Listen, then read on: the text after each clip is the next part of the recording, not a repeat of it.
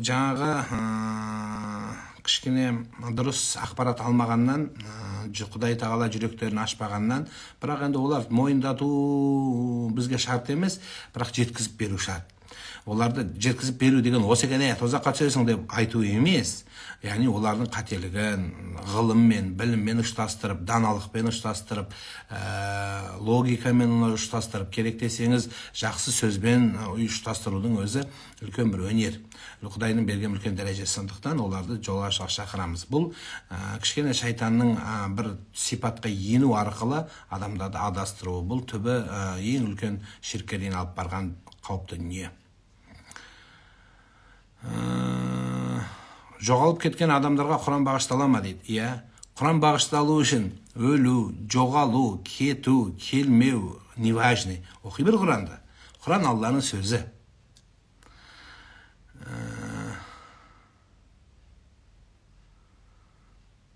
Адам не үшін бастырылады? Тазалық болмаған үшін 9 себебі бар. Соның біріншісі тазалық болмаған үшін. Бағдағұл сынықшы, намазды, алқаш, бұзық болғандар оқиды депті. Ол не сөз? Енді бұрын сондай болғандарда, наверное, имела в виду, соларды айтқысы келген шығар. Бірақ бұрын кім не істемеді? Бұлай тұрды, өзгерді. Бұрынғыны қазған адам жақсы емес.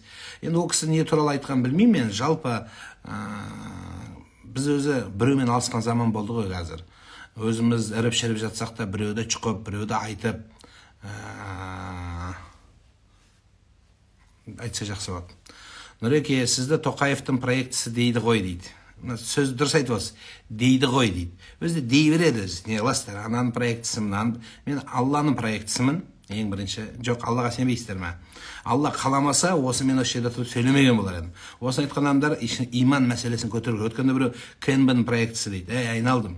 Өзі Құдайға имам осыны айтып тұрған адам. Сен өзі Құдайға сенесің бе дедім. Иә, хайрихи ва шарри миналлахи таала, жақсылық жамандық Алладан деп сенесің бе? Сенемін дейді. Енді мен Алланың проектісі боламын ба, жоқ кімдікі? Алланыкі ғой дейді. Енді сен басқаны айтасың дедім. Біз Аллаға сенетін адамбыз, болды, Алладан деп түсінеміз. Болды, солай десем, солай білсем, солай дейді. Болды, не қыласың қалғанды. Айта береді, дей береді, ананыкі. Мен ата-анамның проектісімін, сондықтан ата-анам проект жасаған. Бұлай неше нормальный жаман емес жасаған сияқты ғой. Сондықтан сіз дем саласыз ба дейді. Қол бос болса салып берем. Ешкім проект емес. Ай, бекөш, Алла разы болсын. Жаңа жылды тойлауға болмайды дейді кейбір діндегі адамдар. Уже все, өтіп кетті жаңа жылды. Тойлайсың ба, тойлаймайсың ба, уже поздно уже. Все, кеп қойды. Айтпақшы, жаңа жылды тойламай қалып қалғандар болса өтіп кетіңіздер бері қарай аттап. Біздің проектіне прямой эфирге кірсеңіздер, жаңа жылға өтесіздер бері қарай. 24-ке өткізіп береміз. Мен деп қоямын, соны өтіп кете бересіздер. Болды. Алла разы болсын дейді сізге.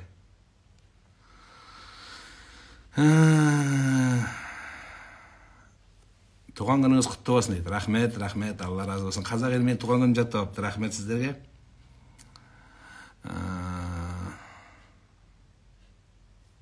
Сізге Алла разы болсын дейді. Баршамызға. Ажырассам не дейсіз? Жұбайым ішімдікке өте жақын дейді. Қоя тұр жаным. Кішкене қоя тұршы. Қанша шыдадың өзі? Қанша ел болдың жаным? Тек таң намазын оқып жүріп, тахаджуд оқуға бола ма дейді. Таң намаз оқыдың, енді обедте оқи сал, түнде оянып кетсең, тахаджуд оқи бер жаным. Бола береді. Бірақ әдейілеп барып тек қана тахаджуд оқимын деме, да? Тахаджудта түнде оянып кеттің, оқидың, енді ұйқың келмей жатыр, телефон шығып, Инстаграмда бите бергенше, лучше қолыңды жуып, беті қолыңды жуып, дәрет алып, екі бас намаз оқып, Алла, менің осы елімді, жерімді, халқымды, отанымды аман сақта деп кешегі президентіміз Қасым-Жомарт Кемелұлының сөзін бір тыңдап шығуға шақырамын сіздерді. Өте бір дұрыс сөз сөйледі. Мен талай құттықтаулар көріп жүрміз, енді бірақ ішінде маған жүрегіме ерекше бір әсер алған бір сөз болды. Қалай болғанда да бұл сөз шын мәнінде қазақтың болмысын көрсетті. Ол әр қазақ атқан таңнан жақсылық күтеді. Жаңа жылды қойыңыз атқан таңнан. Бүгінгі таң атты міне. Жақсылық күттіңіздер ма? Күттіңіздер. Біразыңыз әйтеуір сюрприз күттіңіздер, Аяз атаны күттіңіздер, мені күттіңіздер, соседті күттіңіздер, машина өзінен өзі бір нәрсе болып қала ма деп күттіңіздер, иномарка айналып кете ме деп. Енді жақсылық ниет қой, айтыңызшы. Соны күттіңіздер ғой. Енді Алла нәсіп етсін соған сіздерге. Тамаша.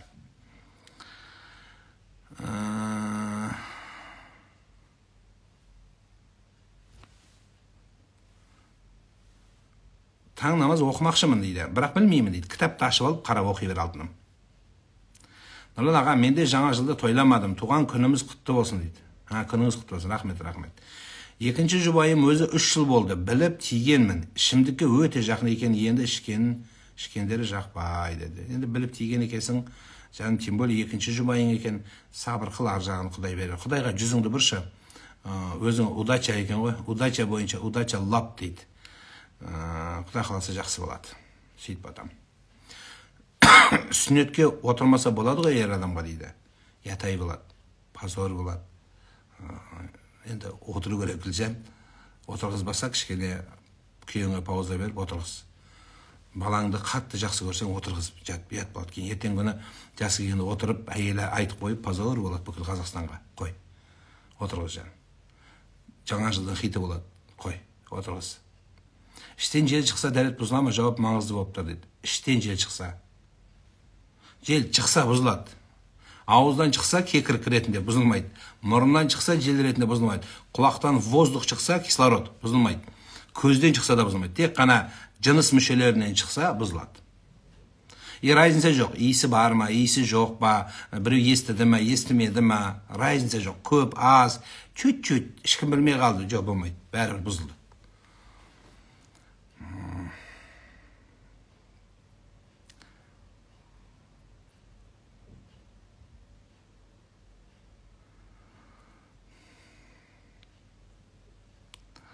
Тархантай, ассалаумағалейкум. Қалайсыз, жақсы ма, амансыз ба жаным?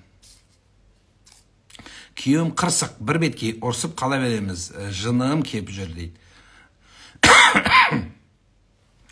Еркектерге сондай жан. Қырсықтау болады, еркектер бұрын ондай болмайтын. Сенен енді қазір екі әйел болып баратыр. Сен енді қойда, кішкене неңді бағытыңды өзгерт жаным, бір басқа бір жақсы нәрсені өзгерт. Өзің алдыңа бір цел қой, жақсы бір цел қой, оған қарама. Қарама деген совсем қарама кетіп қалма бір жағына қарай. Жоқ. Мән берме дегенім ұрысқанына, чұқығанына жақсы жаққа мән беріп кете бер жаным. Сол жақсы болады. Өміріңді семьяң жақсы қабыр. Жақында дәстүр деген кино шықты. Соған пікіріңіз? Мен көрмедім, өзім бір әртүрлі пікір бар. Қалқып кетсе столда отырып 1-2 минут дейді. Дәрет бұзыла ма дейді. Столдың үстінде отырғанда негізі ұйықтағаннан дәрет бұзылады. Ұйықтағаннан дәрет бұзылады. Енді осыны талдайды да, енді бүйтіп отырса, столда мысалы, содан кейін ұйықтаса, дәрет бұзылмайды деген пікір бар, рас. Бірақ ең жақсысын айтайын ба, ұйықтағанда дәрет алған жақсы. Супері сол. Ұйықтадың, қалай отырсаң, олай ұйықтасаң ұйықта. Дәрет алсаң, бұл тазалық, бұл свежесть, бұл періштелер жақсы көретін дүние, бұл Аллаға жақындау, бұл Құдай үшін істелінетін жақсы бір сауап амал, бұл жүзіңді нұрландырады, денсаулықты шыңдайды. Бір керемет дүние да.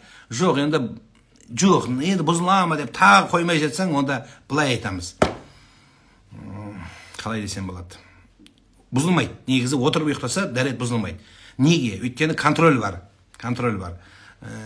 Неге контроль бар? Жел шығару ғой контроль бар. Жел шығарып былай отырған адам жел шығарамайды ешқашан. Кішкене бүйтіп бір жағына қарай қисаяды. Сенде ондай болған жоқ, сол үшін енді бұзылмайды. Қалай түсіндірейін?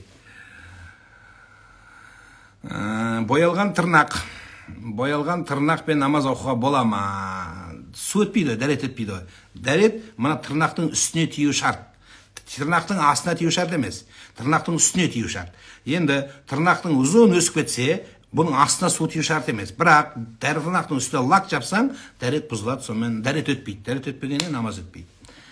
Қайнатам, бір жастағы баламды жалқау деп айта береді. Мазақтап, тиісіп жүреді, не істейін дейді. Анара дейді. Не істейсің енді? Қайнатаңды разнарасқа шақырасың ба, не істейсің енді? Разборка істейін деп пен қолыңды бейт беліңе танып алып, мынау үйдетті. Қой, анара жан, қой. Қой ботам. Тыныштық керек. Айта береді. Ол шалдар қазір өзі алжып қалған деп қойды, үндемей сүрей бер. Қайнатаң еркелетіп атқан шығар сөйтіп. Біздің қазақтың менталитетінде баланы еркелетіп бір сөздер айту бар. Арабтың менталитетінде де бар. Мысалы айтайық, ауа деп Мағауия деген ат, ауа үрген күшікке айтылады, итке айтылады да. Күшік мысықтың балаларына сөйтіп айтып қоя береді. Сол сияқты енді қазір ол үлкен атқа айланып кетті да, сол сияқты еркелетіп айтқан. Жалқау деген сияқты айта береді да сол. Сондықтан ол мән бермей жаным. Мен қайын атама жаңа жыл тойламаймын дедім. Атам елің қандай болса, бөркің сондай, елдің бәрі тойлап жатыр ғой деді. Бірақ мен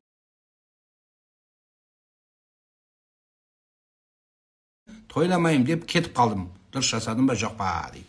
Енді қазір тұрда шайын бер. Күліп, кешегін разборка жасамай, өтір нәрсе өтті кетті. Бопты, ол да соған қадалып қалмайтын шығар. Бүгін шайын беріп, сыйлықтарын беріп, жақсы сөзін айтып, күлімсіреп, орамалыңды тағып алып тұрып, шұбылдап тұрып жұмыс істесең, анау қала түсемін. Не қыласың енді?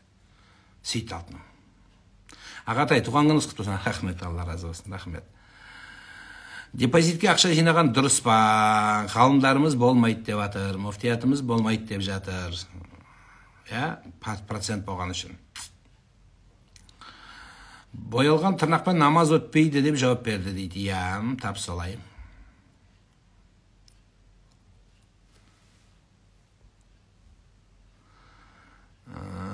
Салауатты дәретсіз айтуға бола ма? Болады. Дәрет болып тұрып, иттің сілекейі тисе бұзыла ма?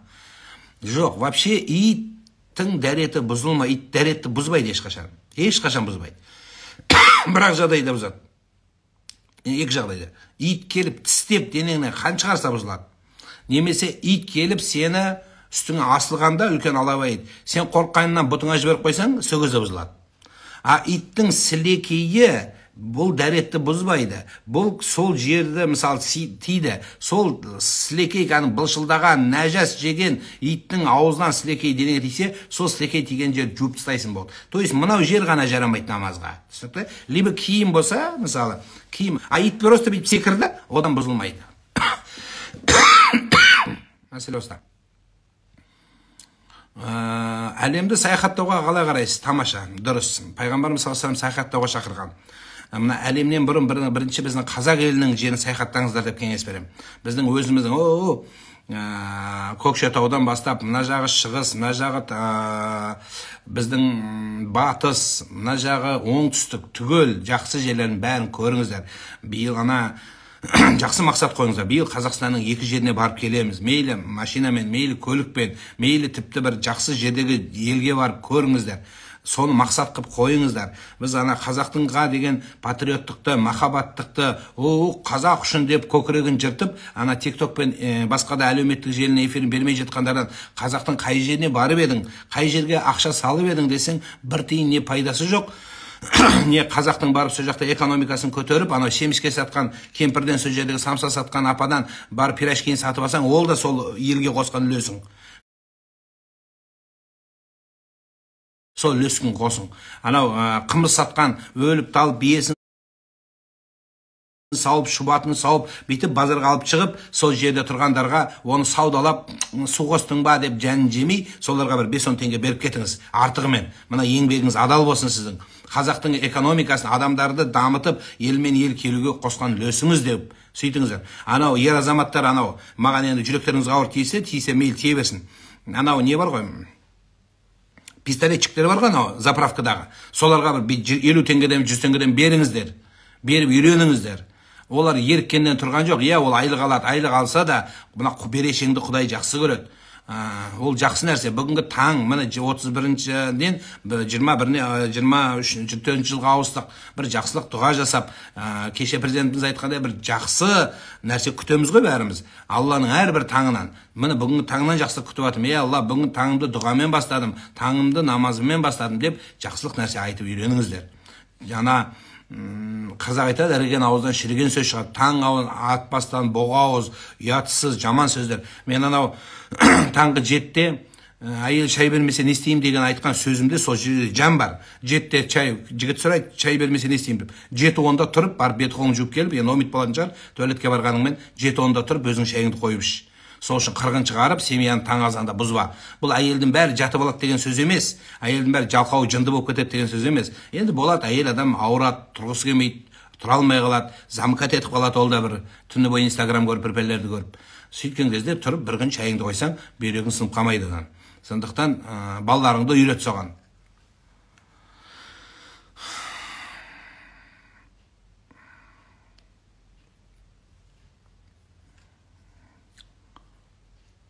бір күнде туылыппыз дейді, әмин. 40 жасты тойламау керек дейді, рас па? Пайғамбарға 40 жасында келген. Сондықтан 40 жас тойлайтын жас емес, ардақтылар. 40 жас адамның өмірін өзгертетін, өмірге бір бағыт сыйлайтын, келешекке бағдар құратын жас. Сондықтан тойдан тойған жоқпыз ба әлі? Тойдан тоятын уақыт келді ғой. 13-тегі бала Қазақта отау иесі болған. Отау иесі болған. Даулар шешкен. Үлкенге ақыл айтқан, сөз тоқтатқан, ел тоқтатқан 13-тегі бала. Отау иесі болған. Біздің 13-тегі баларымыз дау тоқтатып бір бауын байламайды. Соны бауын 17-ге 16-ға дейін дойча моя деп аяғын байлап жүрген әкелер бар, аналар бар. Олар өскен кезде сіз болмауыңыз мүмкін бұл өмірде. Сол үшін ғұламалар айтады, балаларыңды өзің жоқ кезге тәрбиеле дейді. Сол үшін қазақ айтқан оны бір сөзбен, ұлым үйде, қылығы түзде дейді. Түз деген сөз сіз жоқ кезіңіз деген сөз. Түз деген сөз сіз жоқсыз ол кезде. Соған тәрбиеле деген сол сөзді солай айта білген.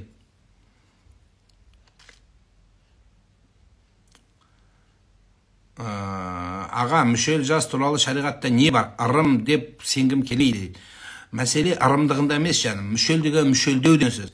Бағдарлау деген сөз, мынау реттеу деген сөз, арттағы өткен 12 жылға баға беру деген сөз. Есептеп жазып көріп, ғұламалар айтқандай, бүгінгі күн ертеңгі күнді қайталап қойыпты. Қой, алдымыздағы бір күнді немесе 12 жылды бір бағыттайын.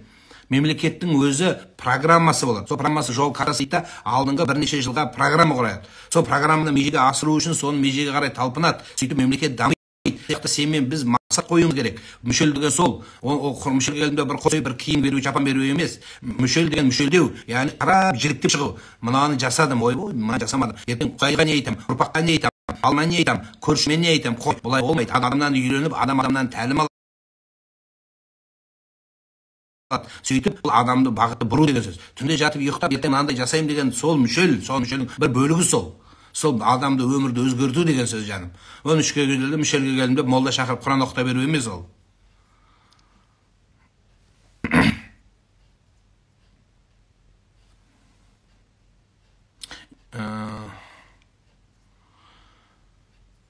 Сондықтан мүшелді дұрыстап бағыттай біліңіздер. Аға, екінті намаздың уақыты аяқталғанға 15 минут қалғанға дейін оқуға болады ма?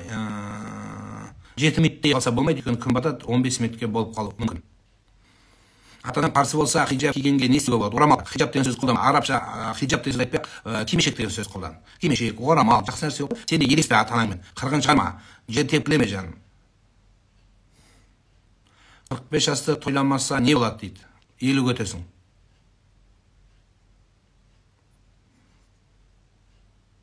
Аға, метис қыздар ұнайды, не істейді? Метиша дейді. Метиша дейді ондайларды. Метишаға үйленсең жақсы болады. Отец бобер, мама норка дейді оны. Жақсы ол. Үйлене бер. Үйленші айналайын. Бойдақ отырып қалмашы. Алшы, кімдасаң да. Кімдасаң оны ал, тезірек үйлен шық. Қазақты алсаң жақсы енді. Метиша кіммен метиша? Негірмен ба? Көрсеші енді кіммен? Қарамен ба? Білмеймін кіммен еді. Дайванямен ба? Көр енді. Қайсысы енді? Үйлен айды. Анаңмен ақылдасып, үйлен. Жаңа жыл, 24 жылда үйлен. Хиджама мен шертпеге қалай қарайсыз дейді. Жақсы қараймын, бар нәрсе бірақ бұлай. Хиджамада бүкіл баттардың бәрі қайсы болса онысы болсын. Одан кейін барып не бар тағы бізде? Барлық нәрселер дәстүрлі емес медицинаны. Ешқандай медицинаны ауыстырмайды. Сондықтан шертпе жасатардың алдында, хиджама жасатардың алдында, анау алимп, инвива деген тола бізде. Каждый 10 метр сайын анализ деген. Соған барып кішкене қан өткізіңіздер. Қаныңызды венадан, саусақтан өткізіп көріңіздер. Гемоглобинің дұрыс па, лейкоцитің дұрыс па, тромбоцитің дұрыс па, ішінде воспаление жоқ па, соның бәрі қарап өткізген жақсы. Содан кейін хиджама жасайсың ба, карате жасайсың ба, білмеңізге. Бірақ кішкене доктормен кеңесіңіздер, бас жоқ, аяғы жоқ, басыңды шетіп, желкеңнен қан сорып, жан суырып. Күйеу бесен белі басқа қалада жұмыста келген соң мешітке барып неке қидыру керек дейді. Жоқ. Аза мен жақында айтыңызшы, мен жақында операциядан шықтым. Намазым қажет, қаза болмасын деп жазылсаңда оқимын дедім, бола ма? Жоқ, болмайды. Сол ауырған күйде оқи бересің жаным. отырып алып сүйеніп дәрет ала аласың, ала алмайсың, оқи береді, намаз қалмайды. Ауырдың, ауырмадың, ниет қылып жатсаң жатқан орында оқи бересің. Пока наркоз действовать еткенше. Қызым 26-да, жұмысы, үйі бар, бірақ жігіті жоқ, не істеймін дейді. Тұрай дейді. Қызың кетті күйеуге, мына отырны жере бойдақтардың бәрі. Қыз қайдан табамын? Жаңа отырған қайдан аламын? Метишан. Сол метиша алады не? Мін дайын тұр қыз, ал. Өз дайын екен бәрі. Үйде бар екен, барып көшіп кіріп аласың. Тез. Бағың ашылды әні. Қайдағы метишаға жабысып жүрсін. Жас жігіттер неге сөз айтады үлкен қыздарға дейді. Енді сіздер де жас көргім кеттіңіздер де еді. Қыз болайын деп боламай атысқан шығарсыз енді. Біріншіден, екіншіден, жеңілдің астымен үлкеннің үстімен жүргісі келеді. Сол ауырдың. Сол үшін ол. Ол жақсы көріп махаббат емес.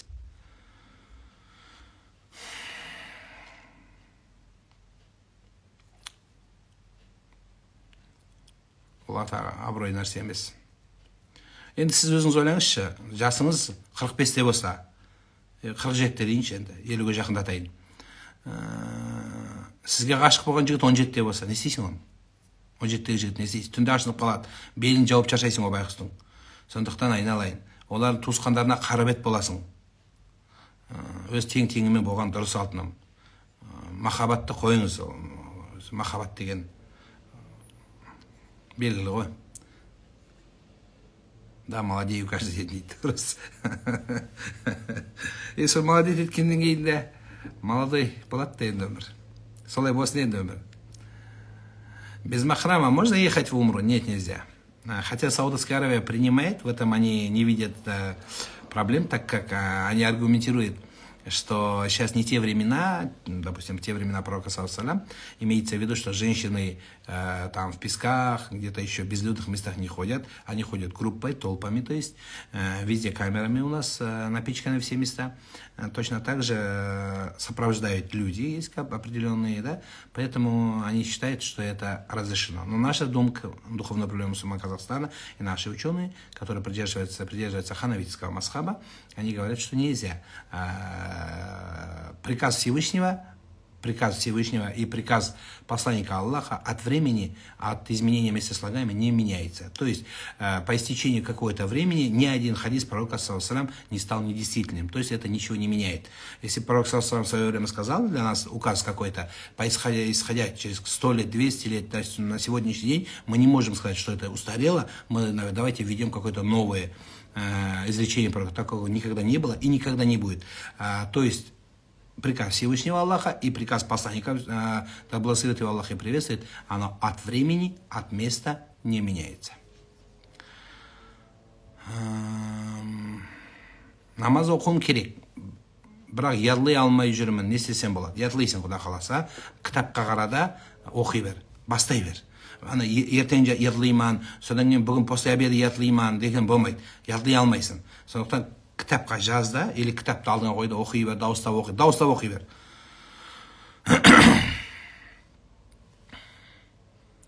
Қас жолу, кірпік жапсыру туралы айтасыз ба? Келіншегіме айтып түсіндіре алмадым дейді. Ол былай ғой жаным, оны түсіндіру үшін бірінші иманды түсіндіру керек әйелге. Анау харам, намаздан бір иман мәселесі. Ол әйелің мүмкін біз маймылдан жаратылдық деп жүрген адамға кірпік туралы вообще айтудың керек жоқ. Ол әйелге Алланы таныту парыз. Бірінші иман тұрған жоқ па Алланың алдында? Егер иманның дәрежесі күшті болса, онда айтуға болады онда. Онда басқа жағынан келіңіз. Онда не жағынан келесіз? Мейірімділік жағынан келесіз. Онда Алланың елшісінің мейірімділік жағын түсіндіресіз. Өзі подход көп. Біз ана үйреніп алғанбыз бүйтіп сындыра беруді. Жоқ алтыным, сынбайды ол.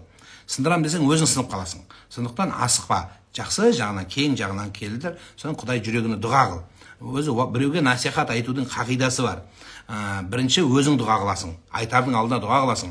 Рабби шрах ли садри ва яссир ли амри вахлул уқдатам мин лисани яфқаху қаули. Менің жүрегімді ашып, менің тілімді күрмелтпей, айтқан адамның жүрегіне жететіндей қыл деп қазақша айтса берсең де болады. Сөйтіп дұға қылып барып айтасың. Содан кейін айтып боласың ғой жақсылап, мейірімділік жағын. Содан кейін былай шығасың да, шыққаннан тағы дұға қыласың. Я Алла, сен айт дедің, мен айттым, мен бұл әйелімді жақсы көрем деп айта бер, Құдайға ұялма.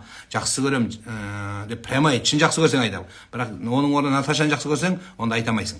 Әйтеуір айт, мен жақсы көрем осыны, я Алла, тура жолға келтіріп бер деп Құдайдан сұрасаң, Алла соның жүрегін босатады, жазсам саған. Сен тұрып алып, ол харам, харамда харам деген өтпейді жан. Ол өтпейді. Мына кішкене біз анау боксерский позаға тұрып алғанбыз да бәріміз. Жанқош бауырым кіріп жатыр ғой, Мерекеңмен алтыным бауырым, Деңісіңмен. Соны бүйтіп позаға тұрып алғанбыз Жанқош сияқты. Жанқоштың өзі билейді, анда-санда бүйтіп ойнайды. Сол сияқты ойнасаңыздаршы әйелдерге. Әйелге бүйтіп ұрса беріп, айғайлай беріп, ешекбас, топас дегеннен пайда жоқ одан. Ондай болмайды. Ешкібас деймін, не дейді қазір. Сондықтан ондай сөз қойыңыздар. Кішкене жақсылық сөз, дұрыс сөздерді айтып үйреніңіздер. Сонда жылы сөйлесең, жылан шығар інінен деген сөз осы болады. Тырнаққа тисе бермей, оның тырнағына, ол басқа жағына келу керек, тырысу керек. Сонда ол саған жабыспайтын болады жан. Бірақ негізі тырнақтың боялса, оның үстінен не өтпейді жан, су өтпейді. Наташа Құдай сақтасын дейді, әмин.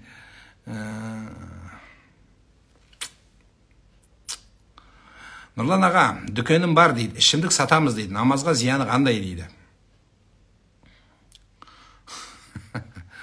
Қазір зиянын айтсам, намаз тастап кетесің бе деп қорқып жатырмын. Баяғыда біреу айтыпты, вообще темекі зиян екен депті. Темекі зиянын оқыдым, кітап оқыдым, вообще темекінің зиянын оқыдым депті. Десе, енді кітап оқымайтын болдым депті ғой. Сол сияқты қазір мен оны айтсам саған, сен ойлап қойып отырсың да намазын тастап кетем бе деп. Біріншіден намазың қабыл. Бірақ істеген ісің арам. Ол басы ашық.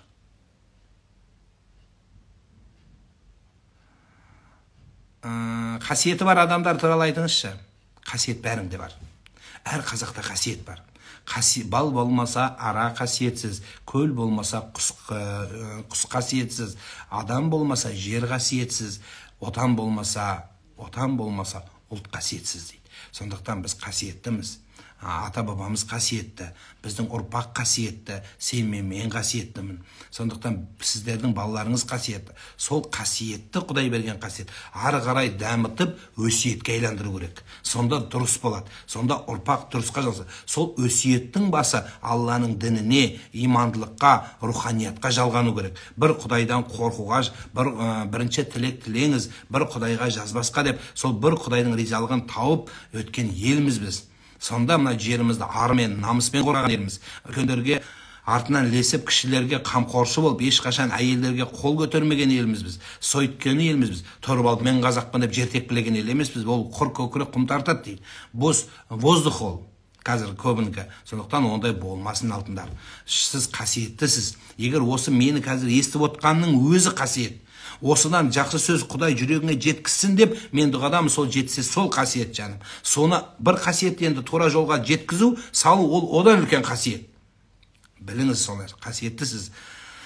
Ғұламалар былай айтқан сөз бар. Адамның тура жолда болмауы ол үлкен қасиетсіздік. Сол тура жолға шақыратын адам болмағаны дейді. Ол біреу адасып жүр. Соны тура жолға шақыратын адам жоқтығы ол одан өткен қасиет дейді. Қасиетсіздік дейді. Ал енді осы екеуі жоқ. Осы енді қасиетті адам мынаны тура жолға шақырғанда бұл қайтпағаны ол одан да өткен қасиетсіздік дейді. Ал енді дейді, тура жолда жүріп, сол тура жолдан тайып, немесе тура жолын ұстанбаған адам міне нағыз қасиетсіз, сол қасиетсіз деген. Сондықтан ардақтылар, сіз қасиеттіміз біз. Сол қасиетті дамытыңыздар. Нұрлан аға, анам қайтыс болды, иманды болсын. 49 жасында, 20 күн болды уже. Маған той тойлауға болмайды ғой, бір жыл өтпей дейді. Бір жылдан кейін қуып жетіп алайын деп бүкіл тойдың бәрін. Алтыным, той тойлауды емес мәселе. Былай ғой. Бұл аза тұту деген бар. Аза тұту деген сөз тойға бармау деген сөз емес. Дүниедегі ең қымбат қайтып келмейтін анаң дүниеден өтті. Сен үшін жеген асын жерге қойып, өмірін сен үшін арнаған адам өтті.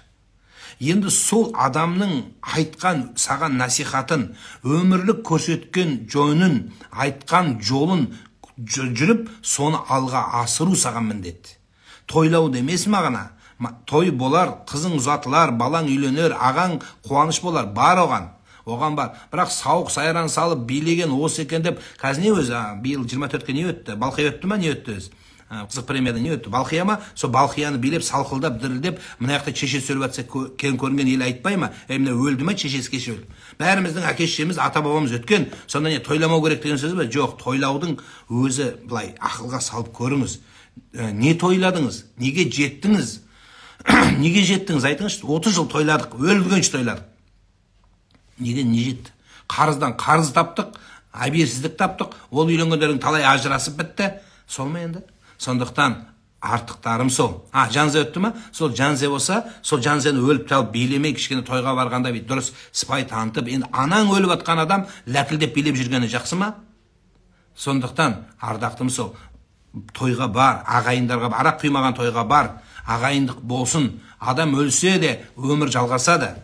Бірақ ары қарай өмірді қалай жалғастырасың? Мәселе осыда. Сенің ғамың, сенің уайымың сол Құдай анамды қалай риза қылсам екен, соған қалай сауап жіберсем екен, мен өмірімді қалай өзгертсем бе деген осы түйсік болсын. Осы қам болсын сенде.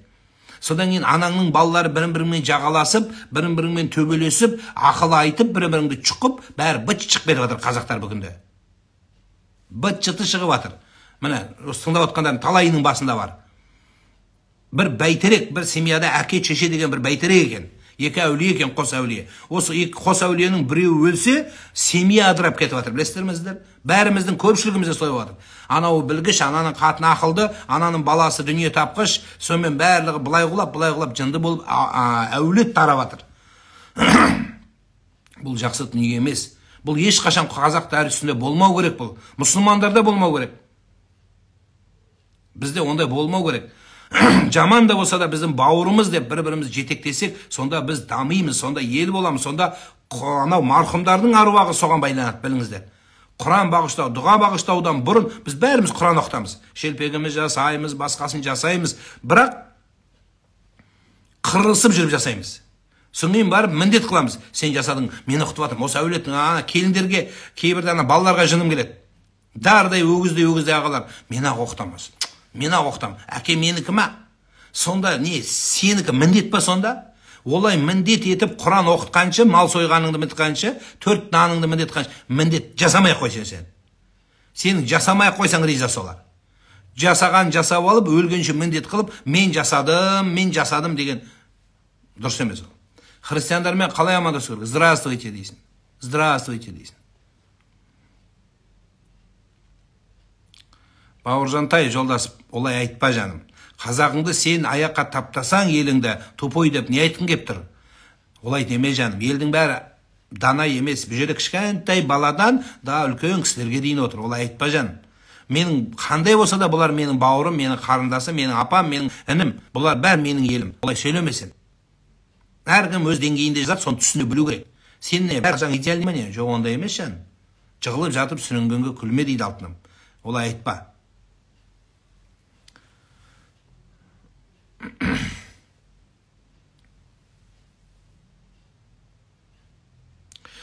Ұстаз, Нұрлан ұстаз, намаз оқу керек екенін білемін, бірақ жүрегіммен сезу керек па дейді.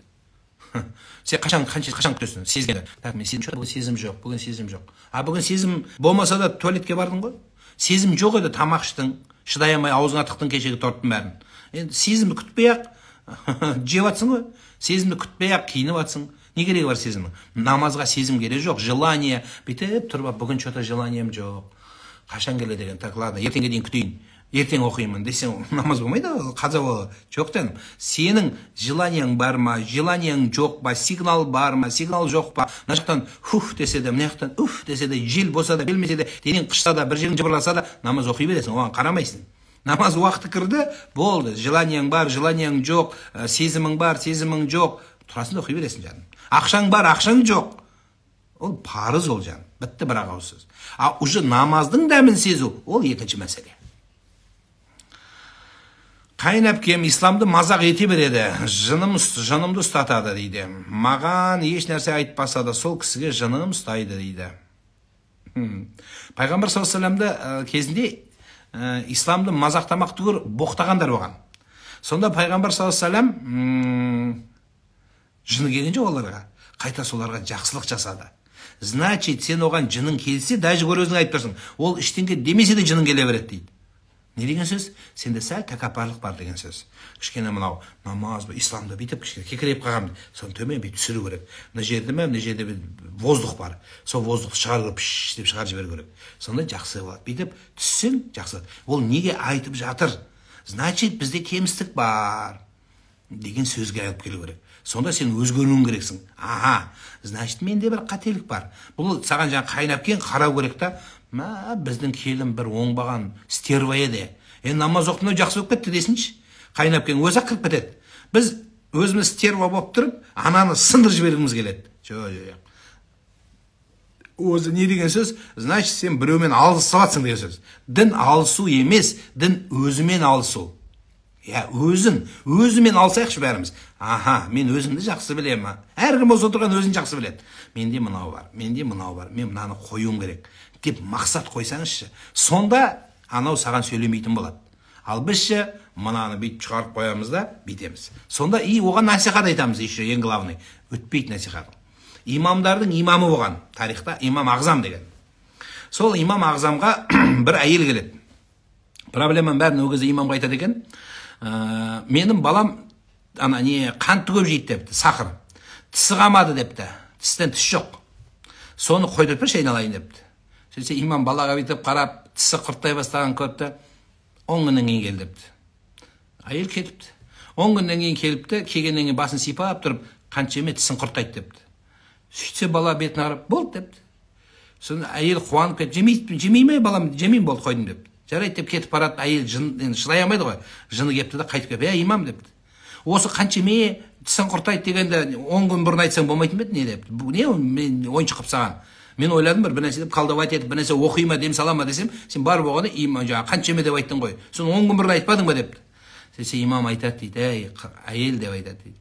Ал десе, мен өзім қант жақсы көретім депті. Бірінші қантты өзім қойдым, содан кейін сен балаңа қой деп айттым деген екен.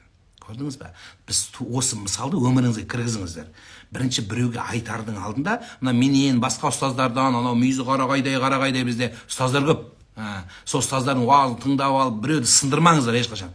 Бірінші өзіңізді сындырыңыз. Сол уағызды айтуға мен лайықпын ба деп сұра. Менде бар ма сол нәрсе өзім бойымда де? Жоқ па де? Өзімізді жақсы білеміз ау бәріміз. Қой мені. Сонда сенің басқа біреуге уағыз айтуға, қайнапаңа уақытың жетпей қалады. Қайнап кең сен вообще ұмытып кетесің. Өзіңе қара. Сонда жақсы. Біреуде не до него болу керек сенде. Ертең Алла Тағала қайнап кең үшін сұрамайды сенен, өзің үшін сұрайды. Сонда менің қайнап кең виноват, оңбаған сволыш, мен сонымен алыстым дейсің. Айтады, я при чем дейсің. Әркімге Алла Тағала өзіне лайықты дүние берген. Бірақ бәрімізге бірдей нәрсе берген. Не берген? Ол түсінік ой өзімізбен күресуді теңдей қылып берген. Сондықтан өзімізбен күресу керек. Ал біз біреуменен күрескенде біз ана Крыловтың баснясында оны біздің бабамыз аударған, Абай атамыз жаңылмасам, соның масалына келеміз. Қандай? Есек өз миымен ойлап көрір, иесіне қарап көрір. Есек мені жақсы көрмейді ием деп, итін жақсы көреді деп түйсік түйер. Қандай? Ит иесіне секіре береді, иесі ойнай береді, сонда еше ойлапты өз миымен. Секіре берсем, бите берсем, әйтеуір мені ием жақсы көреді екен ғой деп ойлапты да, ертесі күні иесі келіпті бақшасына, есегі келіпті тапқасына, иеме жағам деп, өзін көрсетпек болып деп, иесінің секіріпті қақпасына дейді. Сондықтан Алла Тағала әркімге теңдей дәреже берген жаным. Есек секіруге айналмаған, есек біреуге айтуға керек жоқ. Егер біз өзімізде болмай біреуге ақыл айтып кетсек, онда есекке ұқсап қаламыз. Қияметте есек сияқты ақыртып қоямын дейді Алла. Сондықтан біз өзімізді түзетейік. Давай, мынаны айтып тұрған, мына наверное мені біліп тұр. Мына маған айтып тұр. Мен айтқан осы сөзім бәрі бірінші өзім үшін. Мен осыны айтам, менде осы бар ма деп мен өзіме сұраймын. Мен өзіме айтқан сөзім бәрін кейін қарап шығамын, архивтен қараймын. Мен не айттым? Менде сол бар ма деп бірінші өзіме қараймын. Өзіме қараймын. Бұл мен жөн бәрі. Менен қалса сіздерге. Тура сол сияқты. Мұны айтып тұрған мынау. Мұны точно біліп тұр бәле. Бәле білмейтін жоқ. дайсыңды білген адам деп жазады, так соны түзетсең, міне жеңіс болады. Қайын әпке ол екінші орында. Ол вообще 3-4, 5 орында, керек десең оған уақытын жетпей қалу керек. Туба лиман шаалаху ғайбу ғуюбин нас. Ең жақсы адам сүйінші болсын дейді пайғамбарымыз. Кімге? Өзімен алысып, басқаға уақыты жетпеген адамға дейді. 9 январ Москваға келесіз бе? Қырғыз елі күтіп жатады дейді. Ай жандарым. Құдайым бұйырса, 9-ында Москва шары. Москваға Құдай қаласа сапарымыз бар. Одан кейін осы айдың аяғы Америка Құрама Штаттары. Америка Құрама Штаттарының президенті Джозеф Байденнің арнайы шақыртуын алдым. Америка Құрама Штаттарына 15 күндік сапар белгіленіп отыр. Құдайым бұйырса, Америкаға президенттің жеке қатысуының менен өтетін шараға шақырту алдым. Бұйырса барамыз деп отырмыз. Нұрлан аға, кезінде Жезқазған қаласында жолдасым екеуміз қиғас дейді. Тамаша. Бақытты болыңыздар. Хиджаб кимей намаз оқуға бола ма дейді. Орамал тағып оқи берсең болады.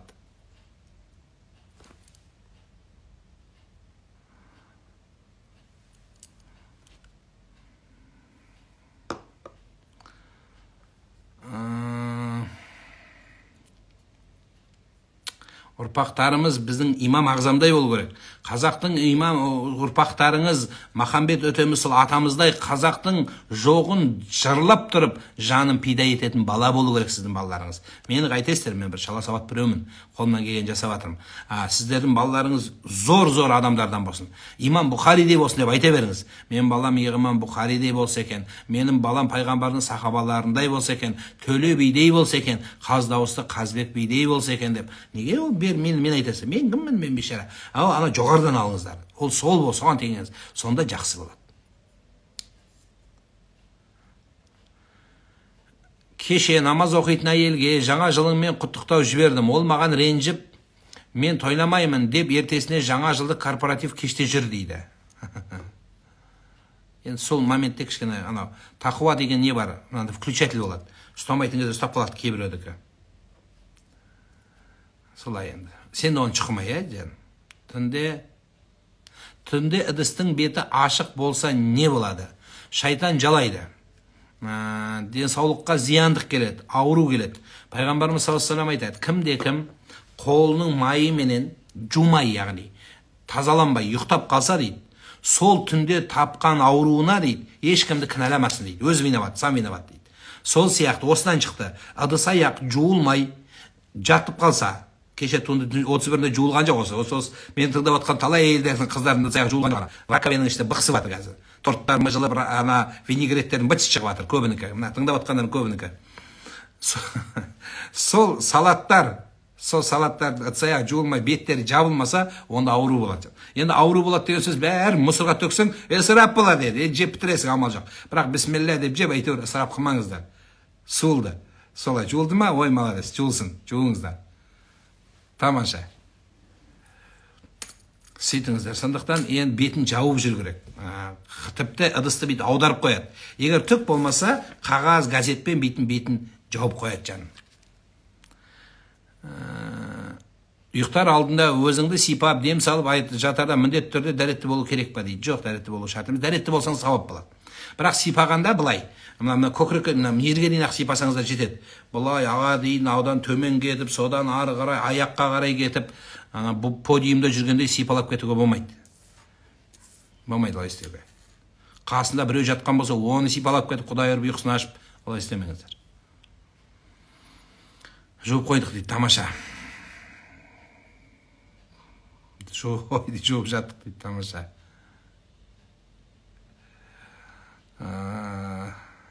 Темекіні қойдыруға бола ма? Темекіні ораза қойдырады. Темекіні ең жақсы қоятын жолы ораза. Ораза ұстасаңыз, темекіні қоюдың жолы оп-оңай болады.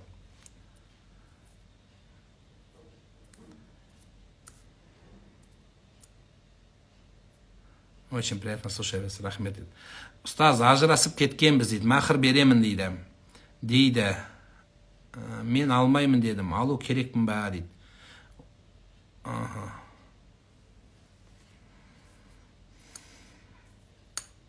неғып бергісі келіп жүр ғой, сен қайта қосылғысы келіп жүр өзі. Сөйтіп намектап, через мақыр саған қосылайын десе, қайта қосылып ал жан.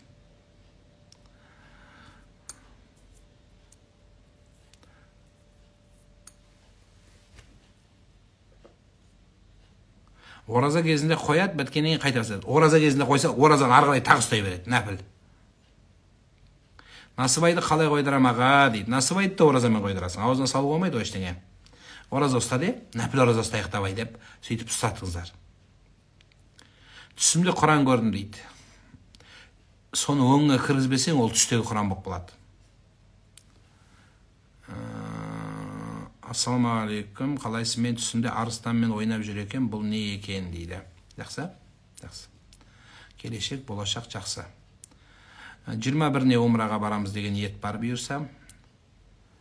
22-11 телефонына хабарласыңыздар.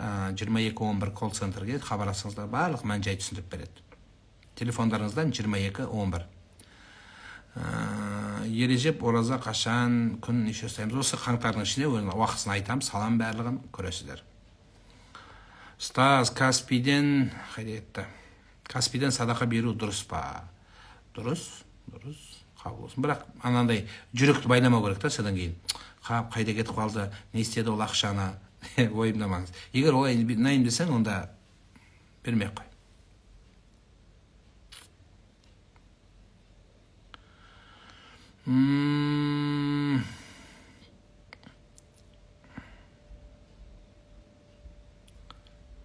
Жолдасым намаз оқымайды, часто ренжітеді, ісімен де, тілімен де дейді.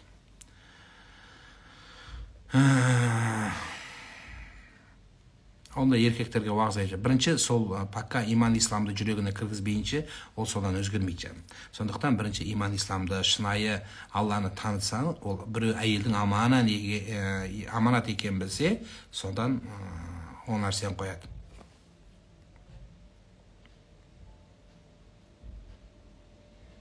Жұбайым 60-та дейді, бірақ сүндеті жоқ, үй отырмаймын дейді. Оны неге айттыңыз оны жұбайым деп? Біреудікі деп айтқаныңыз жақсы болатын еді, елдің бәрі переживать етіп кетті қой. Енді 60-тан кейін оның керегі де жоқ шығар өзі. Өзі де болып қалған шығар өзі. Отырмай-ақ қойсын енді, бара берді. Ол мұсылман емес деген сөз емес. Сіз де о жағына жабыспаңыз оның. Сіз оның иман жүрегіне қарай жабысыңыз. Болды енді. Проблема сүндетке отыру қазір өзі әйелге проблема болып қалды. Әйелдеріміз бүкіл әлемге айтып жіберіп отыр, масқара.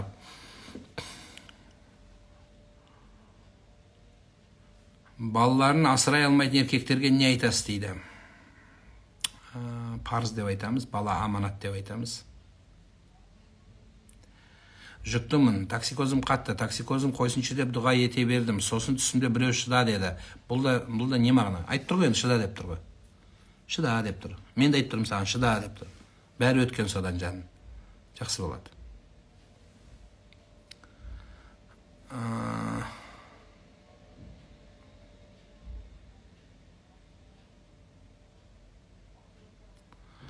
Намазда есіней беремін дейді. Екі себеппен есінейді. Бірінші құлықсыздықтан, екінші шайтан бұра бастағаннан. Мен намаз оқимын, күйеуім вахабист деп мазақтай берсін. Ештеңе етпейді. 7 жыл болды, аурудан айықпай жатым. Дәрігерлерге көріне беріңіз, Алла жеңілдік берсін.